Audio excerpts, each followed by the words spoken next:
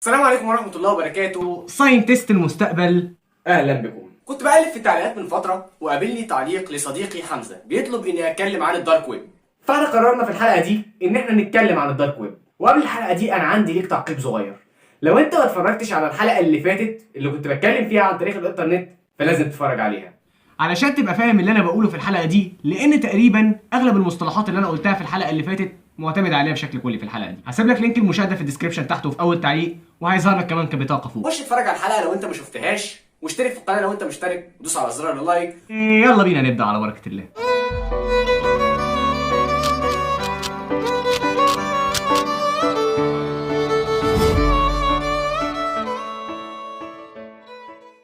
اللي متابعيني في القناه فاكرين الحلقه اللي فاتت اللي اتكلمت فيها عن تاريخ الانترنت من البدايه للنهايه، وطبعا انا قلت لو انت ما اتفرجتش عليها روح اتفرج عليها. بس اللي احنا محتاجين نعرفه بس من الحلقه اللي فاتت هو الفرق بين الانترنت والويب، لان في ناس كتيره جدا مش عارفه الفرق بينهم وعماله تفتي وتهري. الفرق بكل بساطه زي ما قلت في الحلقه اللي فاتت ان الانترنت عباره عن الشبكه والبروتوكولات اللي بتربط بين مجموعه من الحواسيب بشكل هندسي ومنظم، بينما الويب هي احد الخدمات اللي الشبكه دي بتقدمها لك، واللي اخترعها الفيزيائي والمبرمج تيم بيرنرز لي. وعلشان حضرتك تستخدم الخدمه دي كان لازم يبقى معاك حاجه اسمها براوزر او متصفح. قلنا لو عايز تفاصيل تقدر ترجع للحلقه اللي فاتت. من هنا ابتدت تظهر متصفحات كتيره جدا زي نتسكيب وفايرفوكس واوبرا وموزايك وغيرهم، وكانت المتصفحات دي شغاله وبتتنافس بينها وبين بعضها منافسه شريفه. وكانت شركه مايكروسوفت مطنشه الموضوع ده خالص ومركزه على اكتر حاجه بتاكلها العيش، الا وهي انظمه التشغيل والويندوز، لان مايكروسوفت انذاك كانت مسيطره على حوالي 90% من سوق انظمه التشغيل. بس لما مايكروسوفت لاحظت ان المتصفحات دي هتديها نصيب الاسد في عالم مستخدمين الويب، وبناء عليه هيدر عليها فلوس اكتر الى جانب صناعه انظمه التشغيل، فطرحت متصفحها انترنت اكسبلورر او مستكشف الانترنت. طرحت اول نسخه، مفيش حد اشترى. طرحت تاني نسخه، مفيش. طرحت تالت نسخه. مفيش حد اشترى حاجه. شركه مايكروسوفت اتغاظت خالص، بس هي قررت انها تعمل حركه بسيطه، انها تغش. شركه مايكروسوفت قررت انها تفتش عن نقطه ضعف في اعدائها المتصفحات، وبالفعل لقيت. علشان افهمك الفكره كويس لازم اجاوب لك على سؤال، الا وهو انت كنت بتحمل المتصفح على الجهاز ازاي زمان؟ ما انت كنت ساعتها بتشتري الجهاز وعليه نظام التشغيل. نظام التشغيل بيبقى معلوش اي حاجه، انت اللي بتجيب الحاجه وتسطبها عليه. فكانوا بيجيبوا المتصفحات منين؟ حضرتك كنت مجبر زمان ان انت تنزل لاي محل الكترونيات وتشتري المتصفح في سيديهايه، وبعدين تحط السيديهايه في الجهاز وتسطب البرنامج او المتصفح. ما كانش فيه تحميل زمان ولا داونلود ولا اي حاجه من ده، لان انت كنت بتستلم الجهاز ابيض معلوش متصفحات. علشان كده شركه مايكروسوفت قررت انها تضرب ضربتها في المنطقه دي وتستغل منصبها في عالم صناعه انظمه التشغيل عن طريق انها تدمج المتصفح بتاعها بنظام تشغيل الويندوز. المستخدم اللي زيه وزيك مش هتفرق معاه مين غش ومين ما غشش، هيقول بكل بساطه يوه، هو انا لسه هشتري الجهاز وهشتري نظام التشغيل وفوق كل ده اشتري متصفح في سيديهايه؟ طب ما انا انزل واشتري نظام تشغيل عليه المتصفح اوريدي. وده اللي خلى شركه مايكروسوفت تطلع للسما وتلم فلوس على قلبها قد كده. وكان بيل جيتس ساعتها كمان راجل ليه نفوذ وسلطه بكل ما تحمله الكلمه من معنى، بينما الشركات المنافسه الثانيه يا عيني فلست واتغاظت جدا من حركه مايكروسوفت. وان جينا للحق يتقال ان اللي عمله بيل جيتس ده الصراحه كان غش وما يصحش. فقررت الشركات المنافسه لمايكروسوفت انها تشن حرب ضدها وتقول لبيل جيتس في وشه انت غشاش، وطالما انت غشاش يبقى انا افتح الرشاش. وحصلت حروب ملهاش اول من اخر سماها التاريخ بحرب المتصفحات، وانتهى الموضوع بنزول بيل جيتس لساحه المحكمه لاول مره سنه 1998. When you said that the email suggesting that Office had to work equally well with all browsers and that Microsoft shouldn't force Office users to use Microsoft's browser was wrong, that all you were talking about there was Trident. Is that your testimony? بس الحمد لله الحرب انتهت، ابيض على كل مظلوم اسود على كل ظالم. بس ده يخلينا نطرح السؤال الذهبي واللي بسببه نشأ الديب ويب. ليه الناس دي اتعاركت العركه الكبيره دي والموضوع وصل بينهم لمحاكم وقواضي؟ لسبب واحد بس، الا وهو بياناتك وبياناتها وبياناتي. هتقول لي ازاي؟ هقول لك بص يا باشا، مش انت بتستخدم الخدمات دي ببلاش؟ هتقول لي ايوه. طب اسالك سؤال تاني، مش حضرتك متربي من زمان على ان مفيش حاجه في الدنيا دي ببلاش؟ هتقول لي صح. طب انا بقى هسالك سؤال تالت، معلش استحملني، اعتبرني اخوك. المواقع والشركات اللي بتصنع المتصفحات بتكسب فلوسها منين؟ هتقول لي هي محتاجه تفكير؟ ما اكيد من عدد الزيارات المهوله اللي بتجيلها ومن عدد التحميلات والمستخدمين. هقول لك هنا عداك العيب، بس للاسف اجابتك مش صح ومش غلط. لان مش الزيارات بس هي اللي بتكسب المواقع والشركات دي. المواقع والشركات دي ببساطه بتعرض عليك بانرات او اعلانات، وحضرتك اول ما بتشوف الاعلان ده المواقع دي بتاخد فلوس، او بمجرد ما حضرتك تنقر على الاعلان وتشتري الخدمه بتاعته الموقع بياخد فلوس اعلى. وفي هنا انت صح في نقطه عدد الزيارات، لانه كلما زاد عدد الزيارات كلما زاد عدد الناس اللي بتشوف الاعلان وبتشتري الخدمه، فبالتالي الموقع دي هتاخد على قلبها قد كده. بس من هنا جت المشكله، انا هضمن منين ان كل الناس اللي دخلوا الموقع عجبهم الاعلان او اشتروا الخدمه بتاعته؟ هفسرها لك اكتر. يعني ما ينفعش مثلا طفل صغير بيتصفح الويب واعرض له اعلان لسجائر، او رجل بيتصفح الويب واعرض له اعلان لمنتجات نسائيه وغيره. يعني من الاخر انا لازم اتحكم في ظهور الاعلانات دي للمستخدمين، والا الموضوع هيبقى بزراميط، وانا مش هاخد ساعتها ولا منه. ومن هنا جت فكره الداتابيز. قبل ما تسالني ايه هي الداتابيز، هقول لك ببساطه هي عباره عن ان انا هعرف كل معلوماتك وهدرس حياتك وسلوكياتك، وهخزن البيانات دي في ملف مرموز ببريدك الالكتروني وابيعه لشركه الاعلانات، هي بقى تدرسه وتعرض لك اعلانات تناسب ميول. كده احنا خلاص حلنا مشكله الاعلانات. بس للاسف قانون ميرفي العاشر بيقول ايه؟ ان حل اي مشكله لازم يتسبب في مشكله جديده، يخرب بيت فقرك. وده طبعا للاسف حصل، لان بالرغم من حل مشكله توزيع الاعلانات على المستخدمين، الا ان الموضوع طلع بمشكله جديده، الا وهي مشكله الخصوصيه. هشرح لك مثال علشان تفهم اكتر. فلنفترض ان حضرتك فتحت محرك البحث وكتبت اي جمله مفتاحيه بتدل على انك معجب بفتاه مثلا. يا بختك يا عم. او انضميت لجروب ابو نواف للتعارف الجاد على الفيسبوك، او حضرتك دخلت موقع امازون او سوق وبحثت عن اي حاجه او اشتريت اي منتج البنات بيحبوها كهدايا. ساعتها المعلومات دي كلها بتتخزن في ملف، والملف ده بيبقى مرموز ببريدك الالكتروني اللي انت مشترك بيه في الخدمه، والملف ده بيتباع لشركات الاعلانات، وشركات الاعلانات بقى تبدا تطلع لك بانرات بالاعلانات الحاجات اللي حضرتك بحثت عنها، سواء بقى على الفيس او على اليوتيوب او غيرهم. يعني تخيل كده ان جوجل وفيسبوك وامازون عرفوا ان انت معجب ببنت واهلك ما عرفوش. يا صايع، يا قليل الادب، يا مراهق. يعني للاسف الانسان بقى عباره عن شويه ارقام بتتباع وتشترى. وده طبعا بالنسبه لعلماء امن المعلومات خطر، انت كده تعتبر تحت السيطره. يعني الشركات دي تقدر تعرف عاداتك وتقاليدك وسلوكياتك، وتقدر كمان تاثر فيها وتتحكم فيها زي ما ساعات شركه فيسبوك بتعمل. وابتدت شركات كتيره واشخاص كتيره جدا يحاربوا الموضوع ده تحت مسمى الخصوصيه للجميع. وعلماء امن المعلومات ابتدوا يكتبوا ابحاث في الموضوع ده، ولعل اشهرهم من نار على العالم الدكتور ديفيد شوم، اللي دعا وقال ان لازم الخصوصيه على الانترنت تبقى مباحه، ولازم المعلومات والاتصالات تكون مشفره. بس للاسف الناس مش فارقه معاها بتاتا ومش حاطه الموضوع في دماغها، بالرغم ان في ناس كتيره جدا بتدافع عن الخصوصيه. اخرهم كان مخترع الويب ذات نفسه تيم برنرز-لي، لما نزل على منصه تيد ودعا ان يبقى فيه وثيقه حقوق بتحمي مستخدم الويب. غير كمان ان ديفيد شوم لما لاحظ ان الموضوع تم تجاهله من قبل العامه، قام بكتابه ابحاث عن التشفير علشان يحل المعضله دي. يعني عندك مثلا مؤتمر للهاكرز بيقول: هل ترغب في الخصوصيه على الانترنت؟ اذا حظا سعيدا. وطبعا حظا سعيدا هنا يعني مش بيدعي لك ولا بيقول لك اهلا وسهلا، لا، هو يعني كانه بيقول لك اللي يقول لك عصر المراقبه والتجسس انتهى قول له ده عندها. في عالم موازي تاني سنه 1976 عالمين في التشفير، واحد اسمه ويتفيلد ديفي والتاني اسمه مارتن هيلمان، اخترعوا حاجه اسمها ديفي هيلمان كي اكسشينج.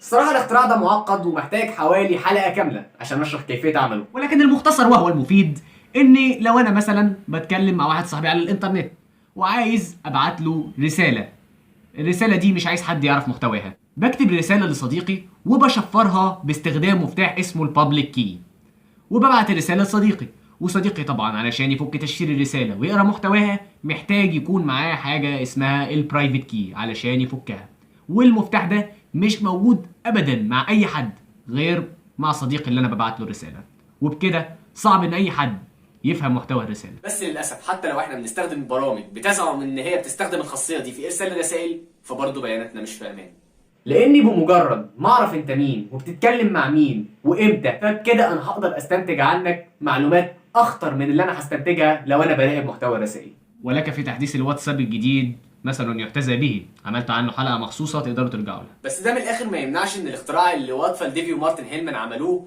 كان طفره فعلا في عالم التشفير، واخدوا عليه جايزه تورينج. المهم علماء كتيره جدا ابتدوا يبحثوا في المجال ده، مجال الخصوصيه على الانترنت، وكانت الحكومه الامريكيه هي اول داعم مادي للموضوع ده وكانت بتسعى وراه.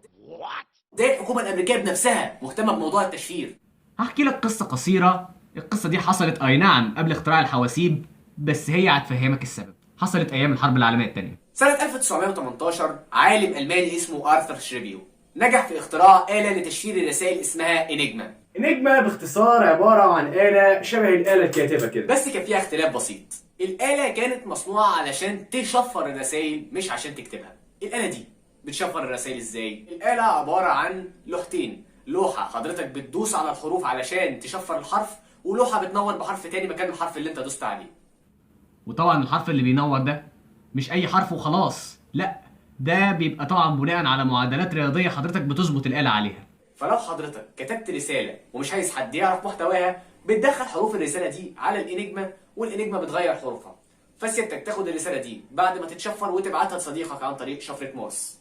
المهم ألمانيا تبنت الآلة دي لأن أمريكا وبريطانيا كانوا بيراقبوا الاتصالات.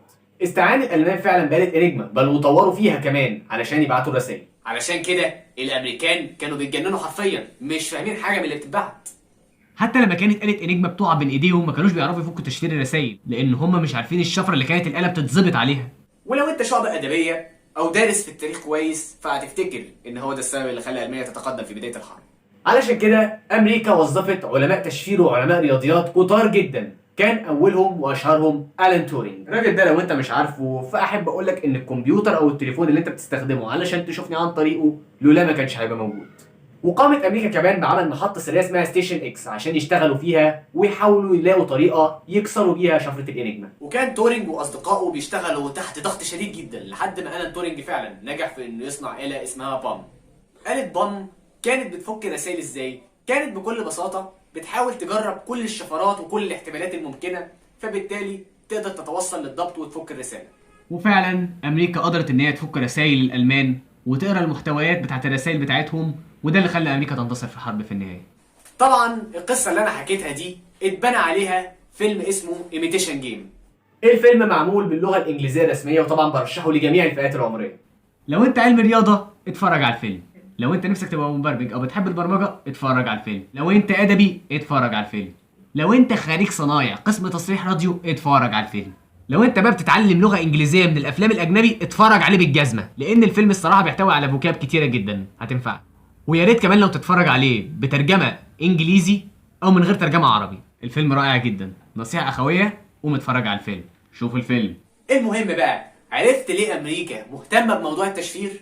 المهم مركز البحريه الامريكيه جمع جميع ابحاث ديفيد شوم اللي اتكلمنا عليها واختراع ديفي وهيلمان، وقعدوا يطوروا فيها ويدرسوها لحد ما عملوا مشروع اسمه تور. فكره المشروع قايمه بكل بساطه على منطق انك تبقى مجهول وسط جماعه كبيره من الناس اللي بتشاركك نفس المجهوليه بنفس طريقه التخفي، فبالتالي محدش يقدر يتطلع على بياناتك او يعرف انت مين. المشروع تم انشاؤه سنه 2002، وفعلا نجح المشروع بتطوير متصفح بيحمل نفس الاسم بيشتغل بالانظمه والبروتوكولات اللي اتبنى عليها. وطبعا الحكومه الامريكيه صرفت فيه مبالغ، وانا يعني طبعا مبالغ محترمه. هتسالني سؤال، ليه سموا المتصفح تور؟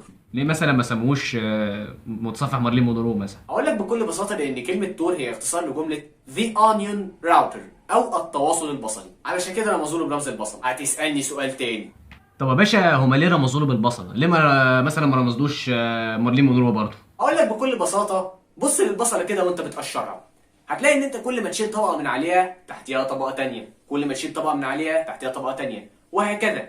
طب ماشي، لا مؤاخذه، ايه علاقه ده بقى بالمتصفح؟ يعني ايه علاقه طبقات البصله بالمتصفح؟ تعالى بقى اشرح لك المتصفح بيشتغل ازاي عشان تفهم. حضرتك اول ما بتسطب المتصفح وبتشغله، المتصفح بيقوم باخفاء بياناتك وبيحجب رقم الاي بي بتاعك وبيحوطك بثلاث طبقات من التشفير، وبعدين بعد ما بيحوطك بثلاث طبقات بينقلك عبر 3 سيرفرات عشوائيين موجودين في جميع انحاء العالم. كل سيرفر من السيرفرات دي اسمه نود. صف النية اللي بتضحك ورا، انا قصدي نود يعني عقده الكترونيه. كل نود لوحده متخصص في انه يشيل طبقه كامله من طبقات التشفير اللي عليك لحد ما توصل للنود الاخير. ساعتها بتكون طبقات التشفير اللي عليك كلها اتشالت، بس الاي بي وبياناتك الشخصيه ما بتتعرفش، واللي عايز يعرفها لازم يشوف اول نود حضرتك مريت بيها، وطبعا ده مستحيل لان انت معدي على اكتر من نود باكتر من مكان، فبالتالي شبه مستحيل ان حد يعرف بياناتك. هو اي نعم منظمة NSA اكتشفت ثغرة في الموضوع ده، بس ده مش موضوعنا. عرفت بقى ليه المتصفح رمزوا له بالبصله؟ لانك بتتحول بمجموعه طبقات تشفير حوالين العالم زي البصله بالظبط. والله بس فكره البصله دي عبقريه فعلا. مين اللي اخترعها؟ صاحب فكره المتصفح هو عالم الرياضيات باول سيفرسون، اللي اعتمد على لغه البايثون واعتمد على ابحاث ديفيد شوم واختراع ديفي وهيلمان في انه يصممه. وفي سنة 2004 طرحت أمريكا متصفح تور للناس العامة علشان يستخدموه. نعم اخويا. تقول لي الله، هما ليه امريكا وزعت المتصفح للناس العامه كده بعد ما صرفت عليه دولارات قد كده؟ فلوس بتترمى على الارض ولا ايه؟ انت عارف سندوتش الكبده بنصين ده بكام؟ ب 2 جنيه ونص، ما تخافش ما تخافش. هو بص، انت لو بتسال السؤال ده فانت للاسف ما ركزتش معايا لما انا قلت ان فكره عمل المشروع هي انك تبقى مجهول وسط جماعه ناس مجهولين زيك. الحق. ايه ده؟ ايه؟ انت بقيت 3 ولا ايه؟ انت كده هتبتدي تقلقني عليك على فكرة. يعني لو انت قاعد مجهول لوحدك فانت اكيد سهل الكشف عنك، لكن انت لو قاعد مجهول وسط جماعه كبيره من المجهولين ودايره المجهولين حواليك واسعه، فبالتالي هيبقى صعب جدا الكشف عن هويتك. وبالفعل الحكومه الامريكيه قدرت ان هي تروج للفكره دي كويس جدا، وانتشر فعلا المتصفح بين الناس. المتصفح دلوقتي متوفر على المنصه الرسميه لمشروع تور، وتقدر كمان تحمل الابليكيشن بتاعه من جوجل بلاي او الاب ستور، وكمان ليهم نسخ تجريبيه تقدر تجربها وتعدل فيها. ده غير إن الشركة كمان طرحت الكود مجانا. يلا يا عم عدل عليه، استخدمه براحتك، وده اللي خلى الشركات تطوره أكتر. والشركه كمان خلته اوبن سورس. ابسط يا عم. متصفح تور دلوقتي بقى متاح لجميع الفئات، من اول الرؤساء للوزراء للسياسيين للصحفيين والمستخدمين اللي زي وزيك. الدنيا تفضل هاديه لقانون ميرفي العشري يرد لنا تاني. حل اي مشكله يتسبب في مشكله جديده. الراجل ده فقر يا جدعان والله. زي ما احنا قلنا ان مشكله توزيع الاعلانات اتحلت فظهرت مشكله الخصوصيه، ومشكله الخصوصيه لما اتحلت ظهر لنا مشاكل تانية ما كانتش على البال. مين فينا بيتابع اخبار وما سمعش عن تسريبات ويكيليكس؟ لما واحد اسمه جوليان اسانج اللي هو اسس موقع ويكيليكس سرب وثائق امريكيه سريه وحاجات ليها علاقه بحرب العراق، واللي كان بيسرب له الاوراق دي ضابط امريكي اسمه برادلي مانينج او تشيلسي مانينج، لان هو حاليا عمل عمليه وعايش بهويه ست. الراجل أو الست ده سرب ما يعادل 170,000 ورقة سرية لمؤسس ويكيليكس، وتم القبض عليه فعلا واتسجن من قبل الحكومه الامريكيه وعملوا من فخاده بطاطس شيبسي. برادلي مانينج في احد جلسات المحاكمه اتسال: انت ازاي قدرت تبعت المستندات الخطيرة دي كلها من غير ما الحكومة تاخد بالها؟ هو في ايه؟ عملتها ازاي؟ ايه ساحر؟ برادلي مانينج راح رادد وقال ان هو كان بيستخدم فعلا متصفح تور في انه ينقل البيانات. ده يا ريتها جت لحد كده، ده في ناس كمان اللي عندها معتقدات غريبه وملل غير منطقيه عامله جروبات سريه وبتتناقش فيها، زي الناس اللي عمالة تصدق بالمؤامرة والأرض المأنتخة، والناس اللي بتعبد الشياطين وعلب الزبادي وكاس الزبادي، واللي طينت الدنيا اكتر جنب ويكيليكس. علشان كده جت دول كتيره جدا قررت انها تحجب متصفح تور علشان تخلص من العوائق. وجود تقنيه تشفير متطوره بالشكل ده سمح بخلق عالم موازي اسمه الديب ويب. بيجي بقى يوتيوبرز كتير جدا بقى يقعدوا يهبدوا ويقول لك الديب ويب ده مكان لبيع اي شيء ومش عارف ايه، وحاجات الفيديوهات وشاهد فيديوهات مسربه من الديب ويب. يا عم الحاج، يلا يا عم الحاج، احنا ناقصين لبخه في الكلام، ناقصين لبخه، ده عايز يتعالج ويجي لنا. تعالى بقى اشتري مني انا بقى الكلام اللي زي الدهب. الديب ويب هو عباره عن اي صفحات ومستندات محركات البحث مش بتفهرسها، محركات البحث اللي هي زي جوجل وياهو وبينج ودكتور جو وغيرهم، زي المواقع الحكوميه والمواقع العلميه واي مواقع مش اي حد بيخشها، وشويه ب 3 جنيه كده ايه صفحات خربانه واي حاجه غير منطقيه محركات البحث مش بتفهمها. لعلمك كل اللي احنا بنستخدمه ده زي اليوتيوب والفيسبوك والتويتر والسوشيال ميديا، كل ده بيعادل 4% بس من الويب اللي احنا بنستخدمه. يعني انت تقريبا ما بتستخدمش الويب اصلا بالمنظر ده. يعني تقدر تخمن وتقول ان الديب ويب بيحتل 96% من الويب ككل. 96% انت مش دريان بيهم ولا بتستخدمهم. الديب ويب بينقسم برضه لعدة أجزاء. الجزء الأول سهل نسبيا الوصول إليه، ودي زي المواقع الجامعات والمواقع العلمية والمواقع الحكومية اللي اتكلمنا عنها، وأي حاجات بايظة محركات البحث مش بتفهمها. الجزء التاني الدارك ويب، وده اللي انت داخل الفيديو عشانه. وعلشان تخش الدارك ويب حضرتك محتاج خدمات زي البروكسي وتور. انزل تحت كمان وكمان رولينج داون ان الديب، هتلاقي حاجة اسمها الزيرو ويب أو جزء من الويب تور ما يقدرش يفهمه، محتاج أدوات معقدة وبرامج ماليش داعي نذكرها في الفيديو. انزل تحت كمان وكمان وكمان هتلاقي نفسك وصلت لمستوى من الويب الكمبيوتر العادي بتاعك ما يقدرش يوصله، محتاج توصل له عن طريق أجهزة معقدة زي الكمبيوتر الكمي كده، حاجة منتهى التعقيد يعني. انزل تحت كمان وكمان وكمان هتلاقي نفسك خرجت عن الويب أصلا، ووصلت ل 80% من الإنترنت حضرتك. يعني بص، لو وصلت له يبقى كلمنا واحنا هنبارك لك. احنا كده بقى اتكلمنا عن الديب ويب ككل. ايه الدارك ويب ده بقى؟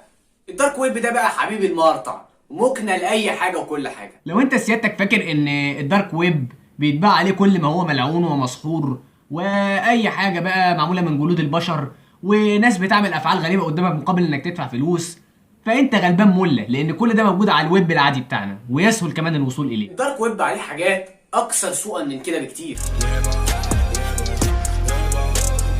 شراء عملات تلاقي، تأجير قتلة تلاقي. تخيل ان انت تقدر تأجر قاتل، والله العظيم. ازاي ده؟ والله. ايوه يا باشا، انت تواصل معايا وادفع لي وانا اقتلك اللي انت عايزه. والله، اسلخهولك حاضر، اذبحهولك حاضر، اغتصبهولك مش مشكله. بص، هاخدهولك على سطح الواد حماده واعمل لك فيه البدع، هقطعهولك حته حته. ابعت لك ايده الساعة 7 ودماغه الساعة 9. من بعد كل عقرب ساعة ابعت لك منه حتة. طبعا انا ما اتكلمتش عن تجاره الاسلحه، نساء للبيع كمان تلاقي. مش مع احترامي للبنات اللي بتتابعنا، بس يعني ده الواقع يا جدعان، معلش. حاجات للكبار من عند عم سكوبار. مواقع لبيع لحوم البشر للاكل، ده غير كمان منتديات بتعلمك ازاي تطهو لحوم البشر، واي حاجه تخلي ربنا يغضب عليك ويسخطك انبوبه كنافه. يعني عندك مثلا موقع اسمه سيلك رود او طريق الحرير، اكبر موقع لتجاره الاسلحه والمخدرات والقتله وكل حاجه تتوقعها يا باشا. طبعا لو انا قلت لك على انواع المخدرات اللي بتتباع في الموقع ده فهتكتشف ان المخدرات اللي ستك بتشوفها في برنامج امن المطارات بتاع ناشونال جيوغرافيك يعتبر بالنسبه لهم كده بودره اسهال او كل الجزمجيه بتتشد على الريق. صاحب الموقع ده كان شاب اسمه روس اولبريخت. الراجل ده اتقبض عليه وتم اغلاق موقعه، بس الراجل ده دفع الكفاله وخرج وفتح موقعه تاني وسماه سيلك رود 2. انت لسه فيك العاده الوسخه دي. بس طبعا الموقع اتقفل والراجل ده حاليا واخد مؤبد. موقع متخصص في بيع وتنزيل افلام تعذيب واغتصاب للبشر والاطفال. اسسه واحد كده لا مؤاخذه كده يعني بدون ذكر اسماء عشان ما نزعلش حد، اسمه بيتر جيرارد سكال. صاحب شركة نو ليميتس فن لبيع أفلام تعذيب الأطفال وصاحب موقع ريد روم. ده حبيبي رجل أسترالي بس هرب للفلبين لما أستراليا شكت فيه. الموقع ما كانش شغال بنظام البث المباشر والهبل اللي بيقولوه اليوتيوبرز ده، لا طبعا. الموقع كان شغال زي نظام أفلام جوجل بلاي كده، حضرتك بتحمل الفيلم مقابل فلوس. في يوم من الأيام الراجل ده كان حابس بنتين علشان يعمل منهم فيلم تعذيب، بس الحمد لله البنتين دول هربوا وبلغوا عنه والراجل ده اتقبض عليه، وحاليا كل الفيديوهات اللي عملها والافلام اللي صورها تم حرقها، والموقع طبعا تم اغلاقه. هيجي واحد يقول لي لا باشا الموقع اهو انا لسه داخل اهو ريد روم جون اور ليف. اولا اسمها جوين، بطل جهل. ثانيا دي مواقع مزيفه يا باشا، بتاخد فلوس وبتضحك عليك. افلام كتيره جدا اتبنت على الدارك ويب والريد روم، زي مثلا فيلم الدارك ويب وفيلم ديب ويب وفيلم سيلك رود، او المفضل عندي فيلم دون كليك اللي نزل في 2019. وطبعا انا ما انصحش باي حد سنه صغير او قلبه ضعيف يتفرج على الافلام دي. طبعا كل ده حيض من فيض وما خفي كان اعظم. لحد هنا انا خلصت. اتمنى ان حضرتك تكون استفدت واشبعت فضولك، ويكون ده اخر فيديو تشوفه عن الدارك ويب، لان اي فيديوهات هتشوفها من بعد ده هتلاقيها كلها يا معلومات كاذبه يا هري يا فتي. ما تدورش بالله عليك لان الموضوع ده كبير وهتضيع وقت جدا. ده كان كل اللي عندي. لو عجبك الفيديو دوس لايك واشترك في القناه لو انت مش مشترك، و سلام.